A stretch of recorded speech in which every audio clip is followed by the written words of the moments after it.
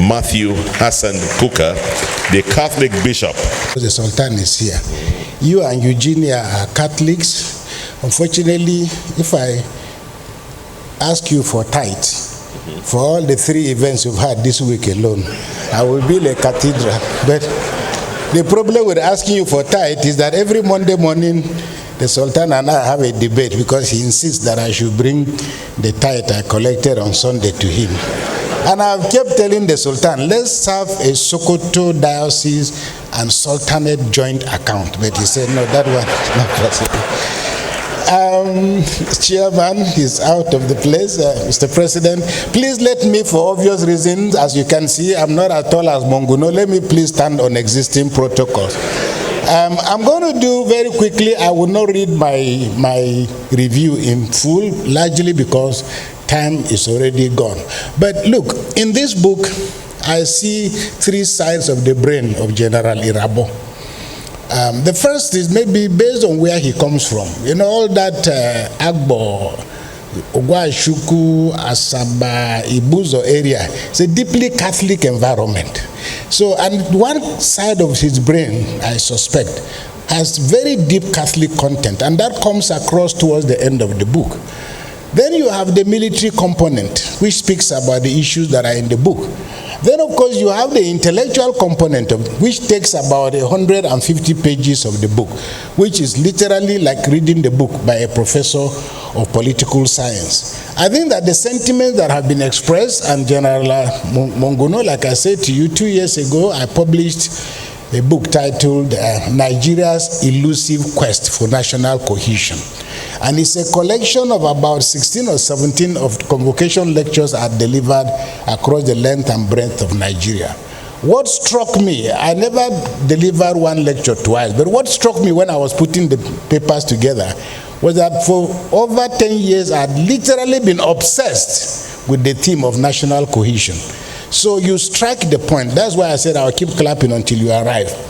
Now this book, the first perhaps 100 and so chapters, the problem I had with the book is that it's actually only yesterday that I saw a copy of the book. General Irabor sent me the electronic copy. Unfortunately, the electronic copy, for economic reasons, because I'm a priest, I didn't want to waste too much of my money. So I reduced the type font. And that meant the pages were also severely reviewed. So in my review, my pages are not the same with the pagination in the book. Last night, I tried to review my review up till about midnight. And then I thought, should I go and start looking at the pages? It got too tedious, so I stopped. Anyway, this book is 285 pages. And President Obasanjo has already made the point on page 4 in italics when he said, I am hopeful that this contribution to the body of knowledge will serve as a value addition to the process of peace, security, and development of Nigeria. Everything else in the book is literally a detail. Now, the book has 14 chapters, and the 14 chapters are divided into 3 sections. The first section is titled The Ghost That Lives in Us. And then the second part is the Boko Haram Conundrum. And the third part is titled, I Set on Tomorrow, which for me is perhaps the most important part of the book. Because not only is it futuristic, it admits the broken dreams of Nigeria. It admits all the mistakes that have been made, but tries to point at a picture. And when you read the book, you will see that General Irabor is not talking now with military arrogance about what the military has done, but he talks about the issues, the soft issues that we need to become a more humane society. Because I think he admits also in the book that Boko Haram, and I think it's a philosophical question, but it's also an intellectual question we can debate. Namely, is Boko Haram a cause or is it an effect? Is it a reaction to the brokenness, for the broken dreams, to all the convoluted environment that has been created in Nigeria in the last 60 years? How did we dredge up this group of human beings? They didn't come from another planet. They are our children, our grandchildren, and so on and so forth. So the author goes through all of this, and then I think he opens the book by telling a story. And I think what I felt when I read the book was, I thought, before I even started reading the book, that this will be a book about strategy, about plan, about all the gara-gara, all the shooting, all the plotting, but it's a completely different book that you can read very comfortably on a chair. But the first thing that struck me was when the general said he decided to visit his troops. And thank God that General Irabor is, as you can see him, slim, athletic, obviously not a very heavy man. Because when he got to his soldiers, it was very easy for them. They lifted him up with excitement. I mean, this broke military protocol. But I think just to tell you, this is the chief of general staff. He arrives and these soldiers are so excited to see him that they lifted him up. And he said, and I quote, "The soldiers seized and carried me high as if I had injected them with doses of oxytocin." I don't know what that is. That could make them pursue Boko Haram with bare hands. And then shortly after that, he encounters the soldiers. And then he looks around. And then he poses a more complicated question, because not a solution. Because he's asking himself. Again, he says, how did we get here? What has gone wrong? Who will tell the political class of the despicable conditions of our forces? What remedies exist? Will this ever end? This is on page 4 of the book. And then right there, he admitted that the foundations upon which independent Nigeria was created as a political entity failed the test of national unity and cohesion. Page 23. The psalmist, in the book of Psalms, Psalm 11, verse 3 says, "Foundations once destroyed, what can the righteous do?" So the very fact that Nigeria continues to go one step forward, 3 steps backwards, one step forward, 3 steps backwards, and we are unable to resolve the issues that we started out with, suggests, and that is answered in chapter 2. When the general now says, the title is, "When the Shield Becomes the Sword." Quite a contradiction. How can a shield that is meant to protect you become the sword? And he says, in talking about Nigeria's fractured history, talking about the military coup, he says, and I quote, "The author admits that the 1966 coup is a very sensitive issue because it has created myths, rumors, conspiracy theories around the origins and the plot of its victims. The coup, which was intended as a shield against post-independence political leadership failures, became the sword of chaos." So if you are looking for what is wrong in Nigeria and why Nigeria is still not working today, January 1966 is the scene of the crime. And for policemen, intelligence people who are involved in crime scene investigation, when you contaminate a crime scene, you lose evidence. Nigeria has refused, one, to return to the crime scene. And even when they've returned to the crime scene, they've become hesitant. And I think this is the point that our brother, the former NSA, has made. Now, the author goes on to talk about the Boko Haram Conundrum. Now, the good thing about the book is that it doesn't discuss the theology of Boko Haram, which is a subject for another day. But he makes the point, even if it is in passing, about the circumstances, social, economic, political, that brought about this. And I will speak to it towards the end of my presentation. But please, let us not forget, in all this conversation about Boko Haram, and I think this is where the Nigerian government has gotten it wrong. First of all, let's not forget, we are the ones who gave them the name Boko Haram. They didn't say that they are Boko Haram. We are the ones who gave them the name. And because we gave them the name Boko Haram, we have become comfortable. It has affected our strategy. And that is why we're focusing on, they say they know like book, that the education, Western education is, but if you go back, and I've done a little bit of research on Boko Haram for quite some time. My brother and the director of the Kukah Center, Father Barkindo, here, his PhD thesis at the prestigious School of Oriental and African Studies was on Boko Haram. They've done extensive translations of the kind of things that Boko Haram was talking about. And until you access the kind of thing Boko Haram was talking about, you are shooting at the wrong board. Because the question which the chairman raised as to how 15 years later we are unable to resolve this issue, means that you cannot cast out a devil that you have not named. Boko Haram says their name is Jama'atu Ali Sunnah Leader Awati Wal Jihad. That is their name. If you can't pronounce it, too bad. Because if you call me John, I won't answer. If you call me Philip, I won't answer. Even if I commit a crime and you took me to court and you try me and you secure a conviction and you spell my name Matthew with one T, I can argue that this is not my Matthew. So we are calling them Boko Haram, but they have told you this is their name. And the English translation is that people committed to the prophet's teachings for the propagation of jihad. That's what is in their blood.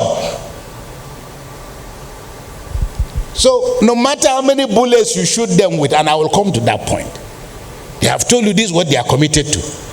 And in fairness to all of us, including those of us who are in this room, is there any Muslim who will say is not committed to the teachings of the Holy Prophet? The challenge is what context of preaching. Now, the author talks about the irony of Boko Haram. That is in chapter 6. And he addresses a lot of issues in chapter 6 and chapter 7, which also catalog the forces that led to the destruction. The Federal Government College in Buniyadi, the kidnappings in Chibok, Dapchi, the destruction of infrastructure such as the UN building in Abuja, assassinations of people like Jafar Adam in Kano, and so on. Now, the issue of Leah Sharibu and the Chibok girls, these are what the author refers to as the scars.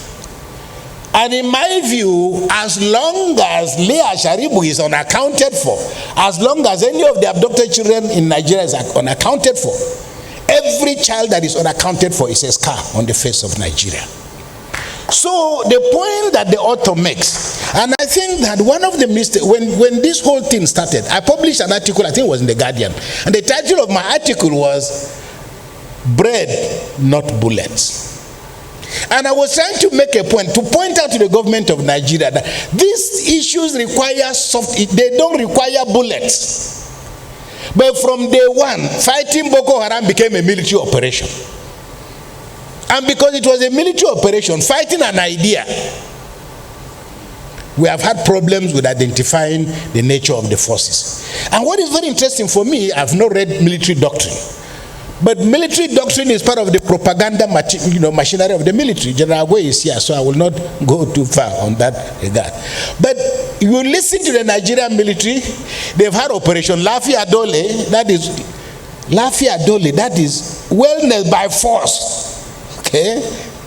How can you make Lafia by force? But we have Operation Lafi Adole, Operation Flush, Operation Restore Order, Operation Hadankai, Operation Zaman Lafia, Operation Rawankada, Operation Abni Fakad, Operation Yanchin Tafki, Operation Sharafege, Operation Lake Sanity, and so on and so forth. One operation fails, the late Patrick Itiwe of blessed memory. So when he came to, when the Northern Regional Government decided to bring all these Indians and Pakistanis after the Civil War. So many of them came. Some of them were hospital attendants, but they came to Nigeria as medical doctors. So Patrick Itiwe, because for Nigeria, if you see skin color, many of us, if you go to hospital now, many of my friends who have gone to London, they go to what's the name of that street in London? Harley Street, Abi? How do you know? Okay, so you go to Harley Street, and then you now go to, the first time I took somebody to Harley Street. So when we got there, I looked at the name on the board, and the name was Mr. So-so and so. So I told him, I said, you travel all the way from Nigeria. Look at the man you have come to see. An ordinary, he's not even a doctor, he's Mr.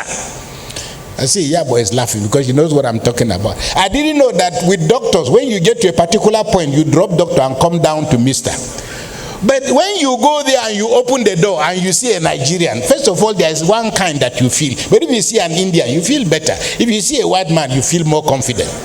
Now, the question then is, if all this operation did not succeed, What happened? But I imagine, and I'm not going into that detail, but just saying, because we're dealing with textual evidence. If Operation Dole didn't succeed, why did we think Operation Hadankai will succeed? If it didn't succeed, why? These are questions. But once we turn Boko Haram into a military operation, it meant that you foreclose the possibility of other sources of information. And what is more, for me, if you didn't understand, if Boko Haram is fighting a jihad, you are saying Lafi Adole. Boko Haram is saying Mutu Adole. That's the reality. You are fighting, hoping to go back home. Boko Haram people are fighting a jihad, and they have been told the number of virgins that are waiting for them in paradise. So they are waiting to die. There is a collision, and for me, as I said, part of this conversation must include an intellectual, and I don't want to improve on what President Obasanjo has said and what my brother has said. There now needs to be a very serious intellectual engagement away from military hardware to begin to deal with the soft issues of life and death. So let me run through, because I think I'm probably running out of time. I'll go to chapters 11, 12, and 13. Where the author talks about what he calls eyes set on tomorrow. And this is where, when you read this section, that's why I say there is an aspect of it reads like the writings of a priest. Because it's not, you're not reading what a soldier is saying, but you're reading what a human being is. Because now, with experience, and with all the threats and all the scars, the author is now coming back to say, listen, there is another way. There's another way for us to be in peace. He deals with issues of security, national reconciliation, political orientation, patriotism, judicial reforms, structural reforms, good governance, are recommendations that the author makes if we are to reverse the ugly trends that Boko Haram has inflicted on us. But one of the things that you take away from this book, and I'll try to just make 3 or 4 points. One of the things you take away from this book is the urgency of what is called soft power. Professor Nye is dead now. He was the president of the Kennedy School when I was a student. He came up with this idea. You know, the military are talking about asymmetrical warfare and so on, but he was the one who developed that notion. But then later on he realized that it's not, American guns cannot bring peace. So he came up with a concept that is called soft power. That is that, isn't it better to take on the human issues? And it's almost akin to a book written by, what's his name again? It's about globalization. And the guy makes a point about the ambassador of Israel. No, the American ambassador. When McDonald's opened an office in Tel Aviv. So they went for the ceremony. And then the American ambassador spoke eloquently about what McDonald's is all about. So when he finished, this little girl went to him, said, please, ambassador, can I get an autograph? And the man took the paper, was very excited. The ambassador took the paper, wrote his name, ambassador of the United States of America, and gave to the girl. The girl looked at it and threw it back at him. He said, I told you were ambassador for McDonald's. You know, what am I doing with the ambassador of America? The idea of soft power. The idea of soft power is the things are largely intangible. I visited South Africa, for example, and then I was invited to dinner by the late Archbishop of Cape Town. While we were, he told me, he didn't tell me, but the food was very, very well cooked. All of a sudden he said, I want to introduce you to my cook. The lady came out wearing a jersey, a Super Eagles jersey. It turned out that she was the chairman of the Super Eagles Supporters Club in South Africa. I mean, in her locality.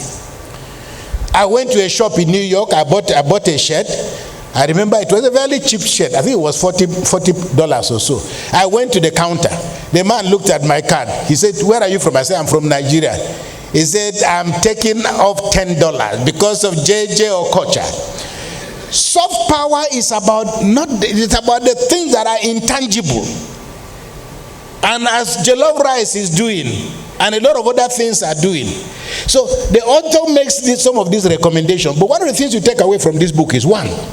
You remember all of us, there was a general myth that said that people who went into the army were people who couldn't study physics, they couldn't become medical doctors, and so on and so forth. The high point of it, of course, is Fela's record. Zombie, oh zombie. Zombie no go turn, let's tell and to turn. Zombie no go think unless you tell them to think. I mean, but this book strikes at that notion because the sheer quality of the presentation shows you, I mean, you read the book, part of the book is like a political scientist professor in any Nigerian university. So it discounts a fact that has been hiding in plain sight, the sheer quality of minds that are in the Nigerian military. And this is why I want to add my voice to the voice of the chairman to say that the problem still, why are Nigerian leaders not writing their biographies? President Obasanjo already showed you people that way when he published My Command. And he has relentlessly continued to tell stories, good, bad, or ugly. Now, this book, but many Nigerian leaders say, well, you know, we don't want to open old wounds, you know, forgive and forget. We have forgiven. We cannot sleep because the dreams of Nigeria that we dreamt about is becoming a nightmare. Because there is a saying in Hausa, please don't, it's rather vulgar. But it says, "Barin kashi achiki baya hana nyungwa." Sake of say you no go toilet, you no mean say hunger no go come. Nigeria has decided that because you are leaving feces in your stomach, you are hoping not to get hungry. And Nigeria say we don't want trouble. We are already in trouble. It's how to get out of the trouble that is the problem. So this author has made a major contribution, and I think that I encourage other people to do the same. I want to end by making, as I said, 3 points. The first, the Nigerian military must be inspired by this book to also create a sense of urgency about returning to the barracks so that their honor, their integrity, their professionalism can be guaranteed. Soldiers after soldiers have written to say that they are often better off under civilian government than under military government. However, the presence of the military in 36 states out of 36 states in Nigeria makes the notion of democracy an oxymoron. We cannot be in a democracy and be surrounded by soldiers. Because increasingly, psychologically, people are beginning to see the military as an army of occupation. It shouldn't be so. Many people who have been to America, have been to Israel, I've had all kinds of stories. One of my friends, a priest, said they went to the United States of America. They were just passing through the airport. They sat down. All of a sudden, my friend has never even been to America, but they were wearing Nigerian military uniform. He said this old woman came and greeted them. And then she was with her 6-year-old granddaughter who was passing. He called her back. Men in uniform. The poor girl has to now greet. He said they went to a restaurant as they were finishing their course, preparing to come back to Nigeria. He said there were about 6 or 7 of them, all in military uniform.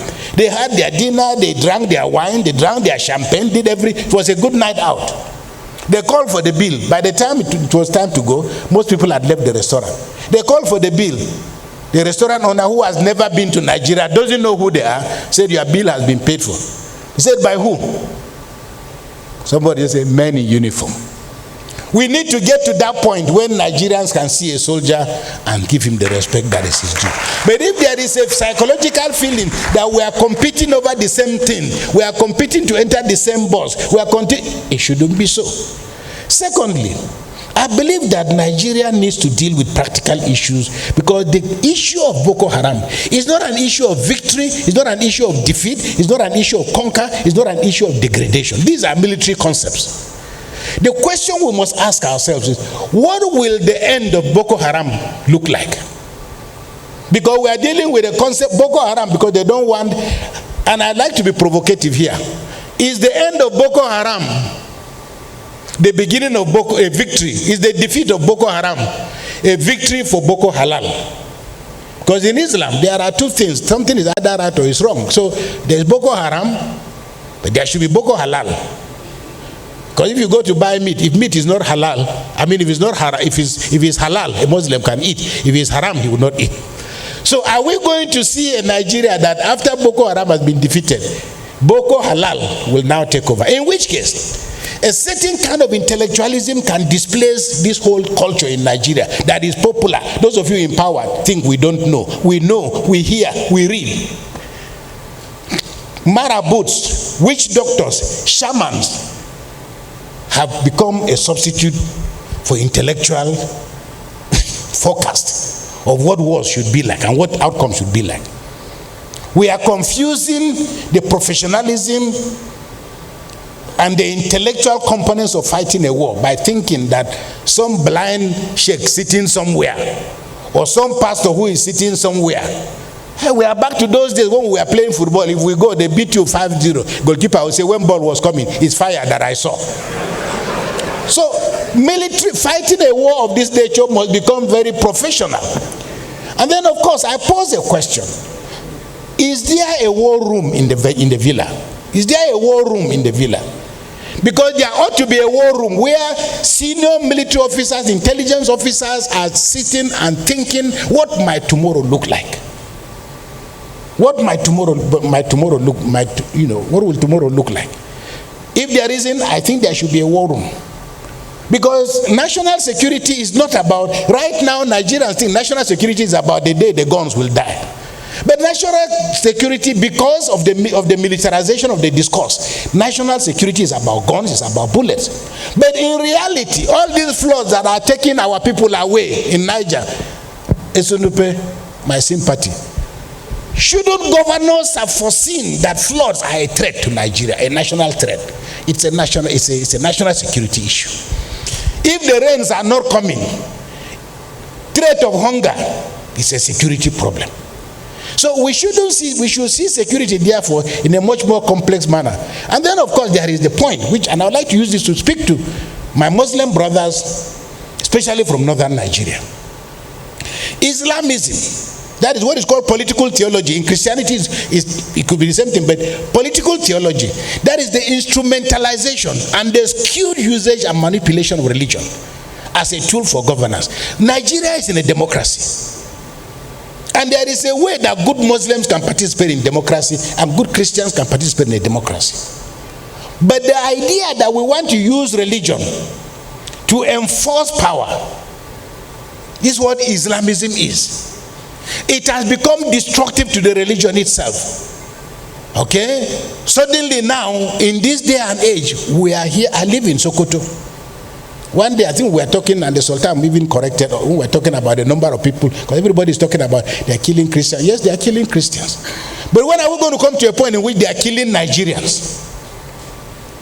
So Islamism threatens to destroy the foundations of Islam as a sacred religion. And we must collectively insist, because this is where Boko Haram started from. And this is why the danger, northern politicians, please remember, okay, Metasine, what happened in 1982? The relationship between Abubakar Rimi and Muhammadu, who became Metasine. Again, we give these names. The man's name was Muhammadu Marwa. But Nigerians call him Metasine, whereas the man's name is not Metasine. The only thing was that Sine in Hausa means to curse. And because the man was always saying, if you are not doing God, curse on you. People started calling the one who is always cursing people. They say Metasine, that is the guy who is always cursing people. In the vocabulary, in the literature today, that is the name by which he's called. But it was a result of the breakdown of his relationship that began the process of Metasine and the violence it brought. Secondly, what is now Boko Haram? Let's not forget the killing of Muhammad Yusuf, who was a friend of the governor, and the relationship broke down. The point I'm making here is that we religious leaders and the political actors must also come to terms with the fact that there are boundaries. And if these boundaries are not respected, you can pay the imam, you can pay the marabut, you can pay the bishop, you can pay whatever money you want to. Good governance is not about how much we are dispensing. Finally, the Egyptians dealt with Islamism when it reared its ugly head. The people of Algeria in 1993 dealt with Islamism when it raised its ugly head. There are so many of us, there are Boko Haram sympathizers. They are not immediately available to us. But we know that there are people with fat bank accounts who are funding them. Maybe there was a time it didn't matter. And I'm happy again, the former NSA made the point. We've gone to a point in which we should be at the point in which injury to one is injury to all. Right now, it's possible if they say, oh, they burnt a mosque in Ibadan. Oh, please, okay, I'm watching a football match. They said they killed 20 Muslims in Ibadan. But if they tell you they killed 20 Christians, you are a Muslim, too bad. So we must work towards a point, because Islamism still poses a serious danger. Finally, during his inauguration, and please, may I make a request, sir, with due respect, can we please stand up for just 2 seconds, please? Can we please all stand up? All right, please sit down. May the soul of President Buhari and the souls of all the faithful departed through the mercy of God rest in peace. Please sit down. I say so because he was the one who appointed General Irabor. So without him, General Irabor may not have written this book and will not be here. But on May 29, 2015, President Buhari, in his famous "I belong to everybody, I belong to nobody" speech, said that, quote, and I quote, "Boko Haram is a typical example of small fires causing big fires. An eccentric and unorthodox preacher and a tiny following by his extrajudicial killing." That is the killing of Yusuf, the beginning of the crime. 10 years later, the embers of Boko Haram fires have not gone out yet. And Nigeria must still answer the question as to how a gallant military that fought a civil war in 30 months, it routed the rebels in Liberia and Sierra Leone in record time. Yet, over 15 years later, we are unable to put out the fires, the small fires. There is death of passion in the Nigerian military, and General Irabor deserves our commendation for opening up what I hope can become a major phase in mapping out how to rescue our country from the clutches of the devil. I owe, and all of us owe him, a debt of gratitude. But whether we resolve these scars by plastic surgery, or whether we can, like a Nigerian musician, Olumide, called Seal, who is famous not for his being handsome, but the kind of scars. If you see his face, you think it's an elephant, a leopard, tear his face. But he has turned his scars into something beautiful. So these scars, whether we resolve them by plastic surgery, I don't know. But I thank you, General, for the invitation. God bless you.